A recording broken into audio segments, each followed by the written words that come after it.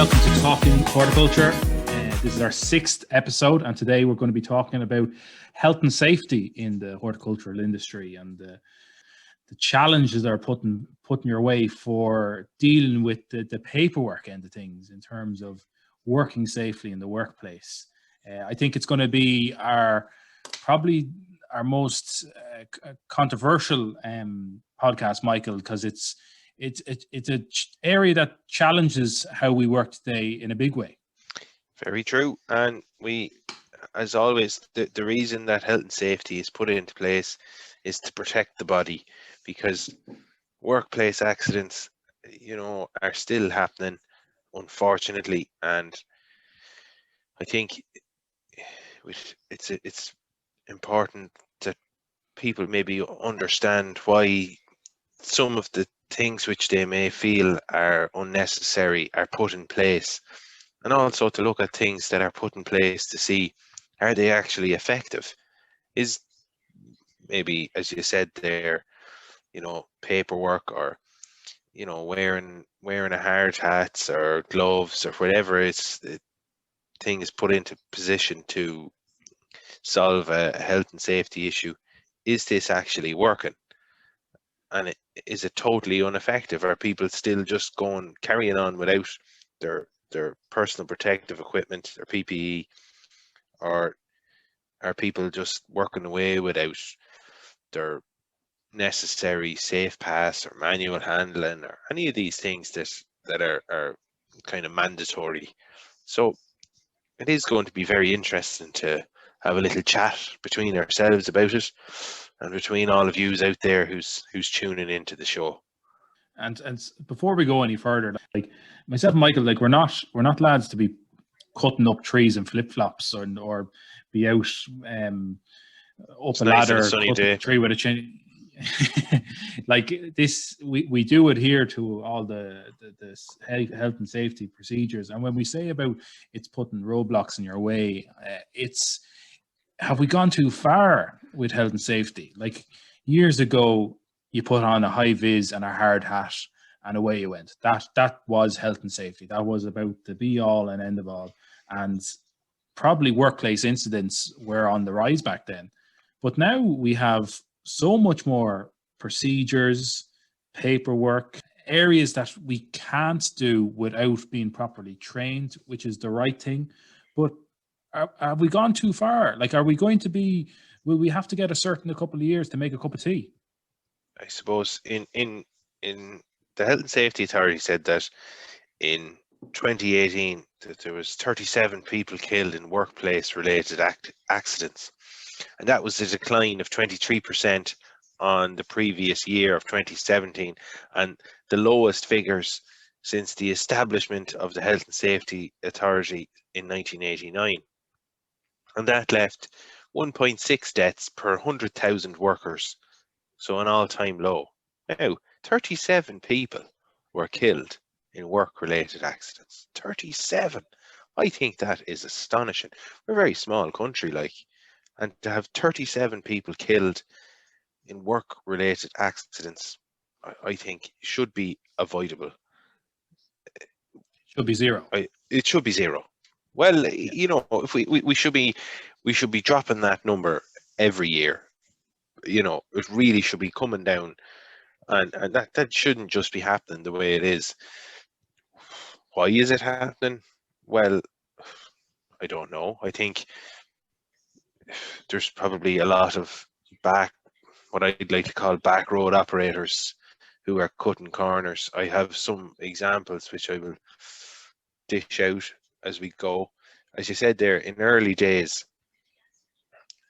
you'd find a lot of people who well, there was no PPE, was there, when you were operating any sort of heavy equipment, and especially in the construction industry, PPE wasn't a thing. Glasses, goggles, earmuffs, dust masks.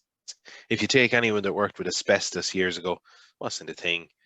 And if we go back to horticulture side of things, in dust masks or earmuffs wouldn't have been a thing either, really. As you mentioned there, chainsaw operations, most lads would have been out. You can see hundreds of pictures across Facebook groups of guys years and years ago just up in a pair of jeans there lashing away. And I suppose it's more as the regulations and tightened up on it, the Health and Safety Welfare at Work Act here and all of that sort of thing. I think that has tightened up on it, but we should be bringing that workplace accident rate down. What do you reckon on that? I definitely think so. Like it is any death in a workplace is very tragic, and it kind of goes to the area of who's at fault and who is the onus on in terms of working safely in work. In terms of, is it the employee or is it the employer, or is it a bit of both? Like, you need to go into your job and you need to be working with your head screwed on and be forward thinking and be thinking not only of yourself but of your workmates and the general public as well. So there is a certain amount of onus put on the employee to work safely, but also employers need to step up as well in terms of providing the proper training, providing the proper PPE, ensuring that their workplace is a safe place to work in, and that the risks, however small they may be, are being mitigated. And like, there's no doubt that we work in a dangerous industry. Like, we do use dangerous machines that can kill people. Yeah, I think it's many of the smaller time operators. I think that's where issues has arisen.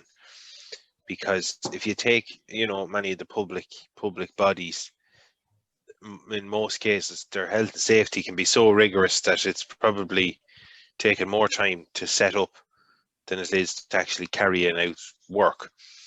Between, as you said, paperwork, that everybody has the relevant ticket, that they're wearing the correct PPE to do the job, that they go out on the site and they set up the correct signage, signs and cones, and all of that sort of stuff. And then they begin the job. Where if you were a private guy, you might just land out, do the job, and not really worry about who has what, and just get paid and get out of there. So I think it's private side of things is, in my opinion, is where it might need to tighten up a bit to bring them up to the same standard. This I And know is there people governing that, Michael? Like, is there like the HSA, are they going out and clamping down on these people? So I've heard of the HSA doing inspections for construction sites, where obviously they will come in and see where the spec of the site is and who's doing what. I haven't really heard of anyone in the horticulture side of things.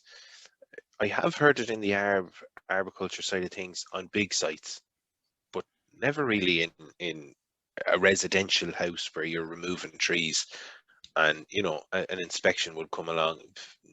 It would obviously come about if an accident took place, but I've never seen it. I haven't seen that firsthand, thank God, and I haven't seen or been talking to anybody who said to me, got a health and safety inspection the other day, like nearly like being stopped on the road by a guard. I haven't heard of that. So I suppose it's like a lot of these kind of smaller guys are going out, they're cutting Mary's hedge, and they're in on a Monday, they're finishing on Monday evening, and even if something that was out of line was seen, that they're gone and they're moved on to the next site. Whereas construction sites are there for a much longer period of time, and there is probably people dropping in and keeping more of an eye on them over a longer period of time. But the horticulture industry, it's a bit more fluid, especially for the landscaping end of things, where you're not on a fixed site for weeks on end.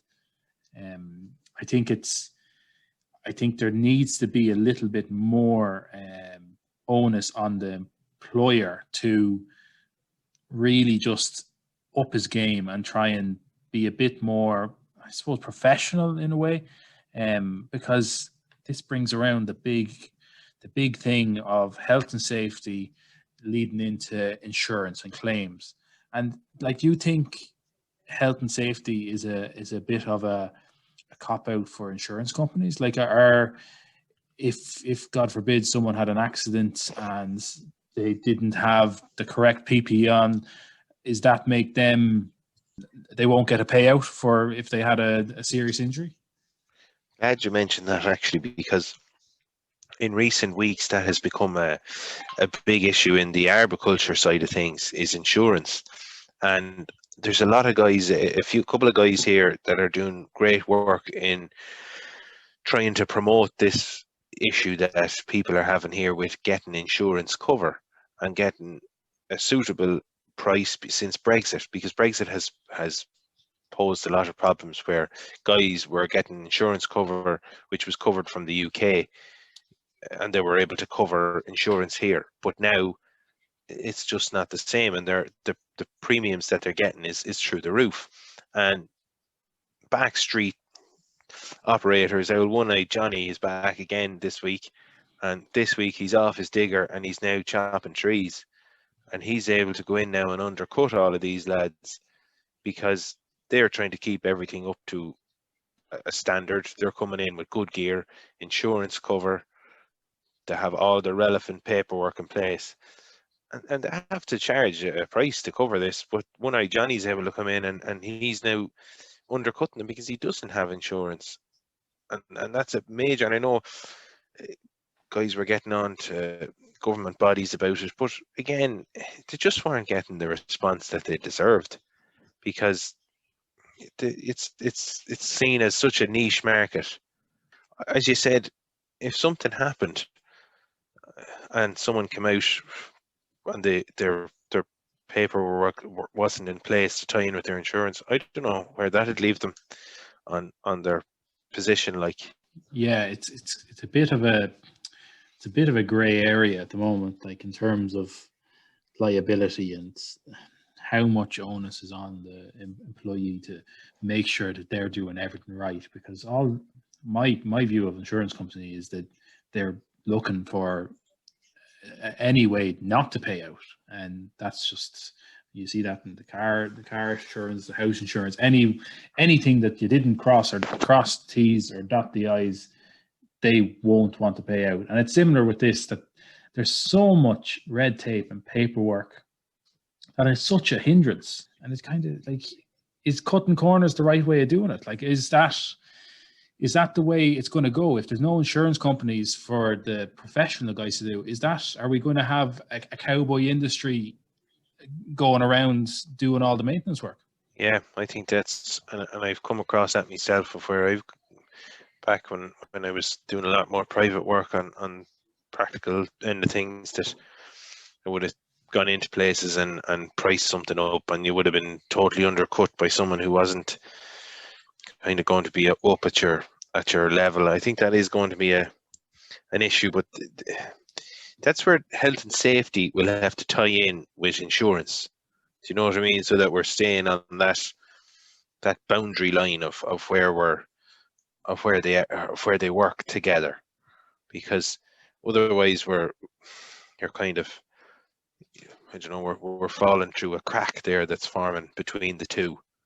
But if you look back to years ago, like when our parents and our grandparents who were able to work on the land, and they were working in the construction industry and stuff like that, and they had 100-weight bags and throwing one up over one shoulder and one up over the other shoulder, and they were able to go about doing their job without too much restrictions on how they do things.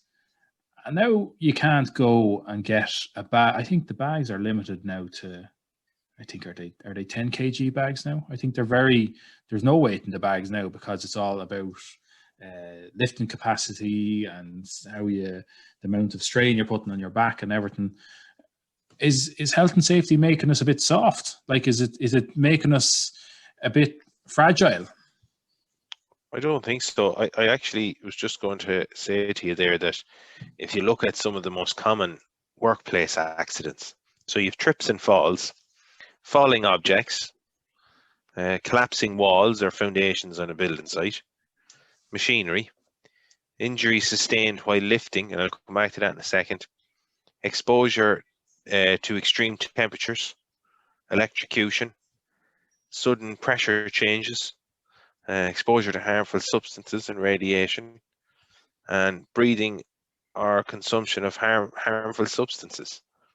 So I know that all covers a majority of things. I want to come back to injuries sustained while lifting. We all know that in most places now, you're not going to get a job without having a safe pass and a manual handling, because one of the most common workplace accidents is hurting your back. And as you said there, have we come a bit soft? Well, I think before, if you didn't lift something heavy, you were, oh, that fella's soft. But he's probably right. Like, he probably was too heavy. Like, if that fella's only carrying 2 concrete blocks, he should be carrying 35 on his back. Why is he not doing that? But whoever that was probably right. The other thing is, and it came up today, I was just speaking to people about it, and it's done on the exposure to extreme temperatures. Now, that's usually in a workplace, but if you take the likes of the weather there at the minute, it's very sunny. It's another workplace incident is not wearing sun cream.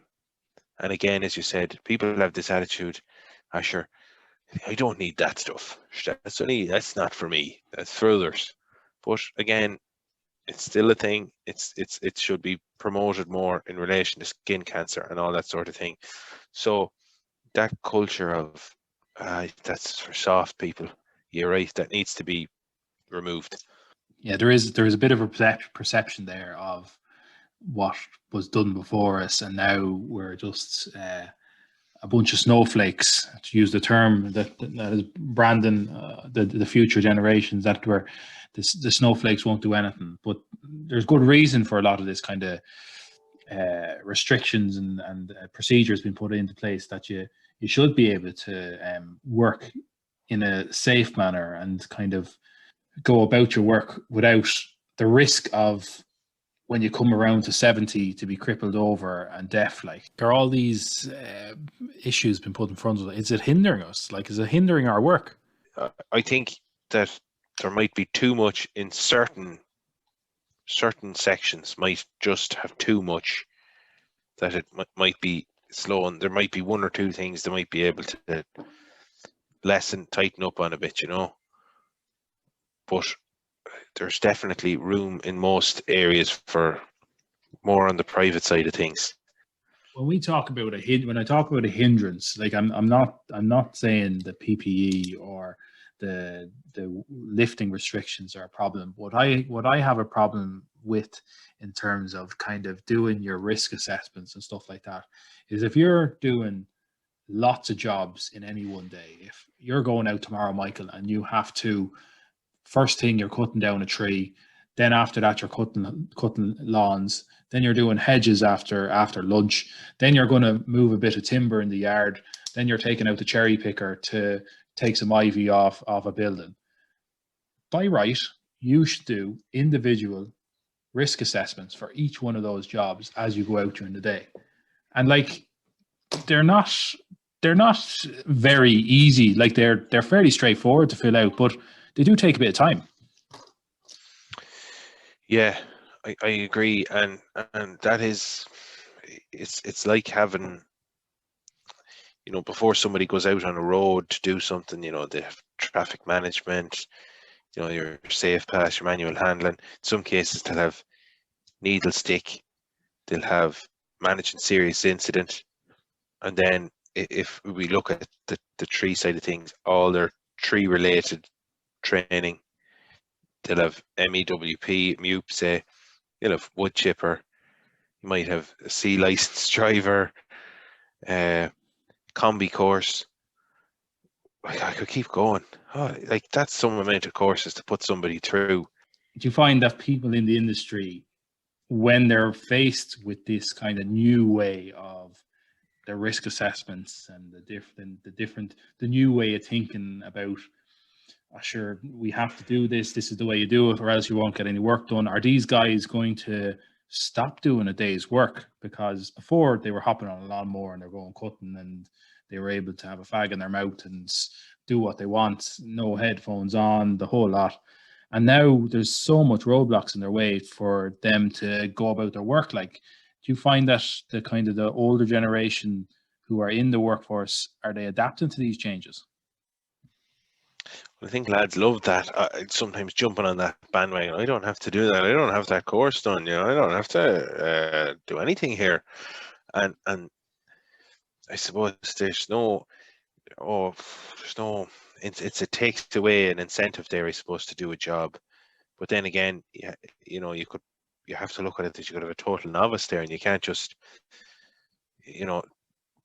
my issue with that is that you send someone on a course and they do a course for a day or 2 days. If you take driving a ride on, that part of that combi course, and they're on it for a day or 2 days, whatever it is, and then you go out and you put them on it, just because they've done the course, feels that they've now the relevant experience to drive it. But I think that's wrong, because you could have a guy who's been driving a ride on for years with no course done, and to be a million times better driver. They're both taking it on as general operative somewhere, and the guy who done the 3-day course and takes the ride on out, rams it into a manhole lid, but he still gets the job because he had the course done, where the other lad could probably take that ride on apart blindfolded and put it all back together, but he still doesn't get it because he doesn't have that course. That's wrong, I reckon, anyway. Are we getting to the stage that the younger guys coming into the industry aren't going to be able to get the experience on these machines? Like when we started, the certs and stuff were just kind of coming on stream big time, that you wouldn't be able to get a job without having the relevant certs and stuff. But now you can't pick up a chainsaw without having a cert. Like, how are you going to get experience to get a feel of it? Like, get a feel of a ride-on lawnmower, get a feel of a chainsaw, get a feel of a abrasive wheel. Like, do you think there's enough kind of leeway there for people to learn, to see if it's something that they want to go and spend €1,500 on getting a chainsaw course done or something? As you said there, like, how do you get the experience at it? Because it's as you said, when we started out, you didn't need any of these you could tip away. But if you take the likes of chainsaw now, when I went and done the first basic chainsaw course, I did learn an awful lot on it. Jeez, I did now. And I'd been using a chainsaw obviously before it. But when I actually did the course, it totally opened my eyes up to how wrong I was doing things. I was so wrong in stuff I was doing. And like before it, I wouldn't have had any proper, I would have had a chainsaw helmet on. That's probably it, like, and I was so wrong, totally wrong. So the courses are totally helpful, but I think you need to be working alongside whoever you're working with to be doing that bit of experience. It's like driving lessons. You need to be doing a bit of experience in the background, and then you do your course as well. So you have a little bit of experience before you go on to the course. You're not just going in blindfolded or blindsided into it. Like, you picking up something. It's like driving. If the older you get, the more bad habits you pick up when driving. And it's the same to be said for using dangerous machinery. So the younger you go and you get that cert, whether you get it during your college or you do it in your 20s or whenever you're getting into the industry, go and do it. It's a bit of an investment, but it reduces the risk of you being seriously harmed or others you're working with being seriously harmed, because there is a lot of things that you just take for granted that you don't realize and is told you in these courses, and it's very important. So before you pick up the bad habits, go out and train and get them. And like in the previous podcast, we were talking about careers in horticulture and stuff like that.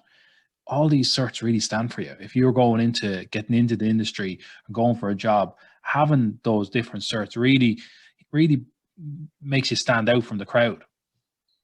Yeah, it does. And don't think that you won't learn anything on them. Jesus, every course I did, I've referred back to something on it while I've been doing something practical. So I've always learned something, always take something away off it.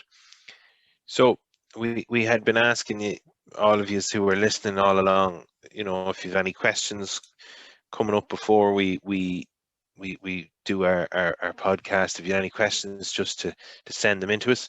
And we had one question this week of a chap who is applying for a job, and he's wondering, Steve, should he get his safe pass done before he starts, or should he wait, go for this job interview?